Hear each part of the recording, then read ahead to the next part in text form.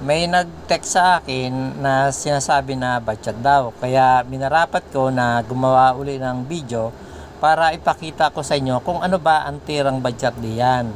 So, sa posisyong yan, maraming mga nagkakamali ng pagtira diyan. Kaya nirule nila na batchat yan noon. So, kapag ang pamato ay naipit mo ng tako, kagaya yun, naipit ng tako yun, double hit yun. So, sa bilis ng tira, hindi natin makikita yan. Kaya noon, wala pa naman tayong video na mai-slow yan. Kaya, ang patakaran diyan, matik na batchat sa mga tiradang gayaan para iwas sa gulo ang mga spatter. Ayun, kita naman ninyo na yun ang tirang good shot. Ating i-slow para makita natin. So, smooth na smooth ang tira ng pamato kapag ganon ang tirada. Sa takbo pa lamang ng pamato ay makikita ninyo na good shot at walang double hit na nangyari. So, ulitin natin yan. Ating ipoposisyon. Ipoposisyon natin para may pakita ko ulit sa inyo kung ano ba ang tamang tira niyan. Kasi nung una ay hindi nila alam ang mga tirang gayaan, kaya nirule agad nila na matik batchat ang mga tiradang yan. So, kaya ginagawan ko ng paraan na may pakita sa inyo ang tamang tira niyan na walang double hit na nangyari.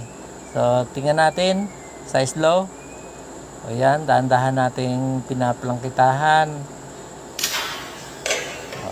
So, yun ay clean shot. So, huwag tayong maging stricto sa pagtira ng mga gayang tayo.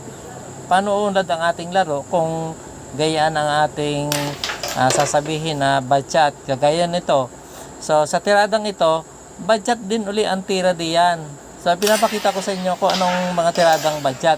Yun, naipit ng tako yung pamato. Kaya double hit yun. Yun ang batchat. At ito naman ang good shot.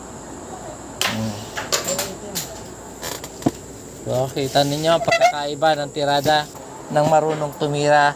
Kaya sa mga ganyan tayo na prasen sa banda, nasa tumitira yan, hayaan ninyo munang tirahin ng player bago kayo magsabi na batchat. Hindi yung dahil sa sinabi na, batchat niyang ganyan tayo, batchat na nga.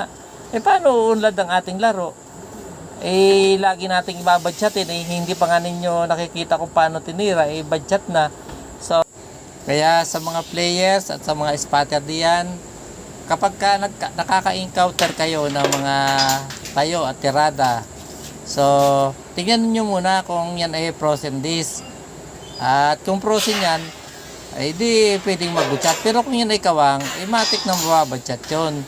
Kaya, hayaan nyo muna na tirahin ng mga players yan. At tingnan niyo ang dulo ng tako kung na-double hit. At pagka na-double hit, di yun ang batchat. Pero kung wala namang nangyaring dubling tira, good shot natin.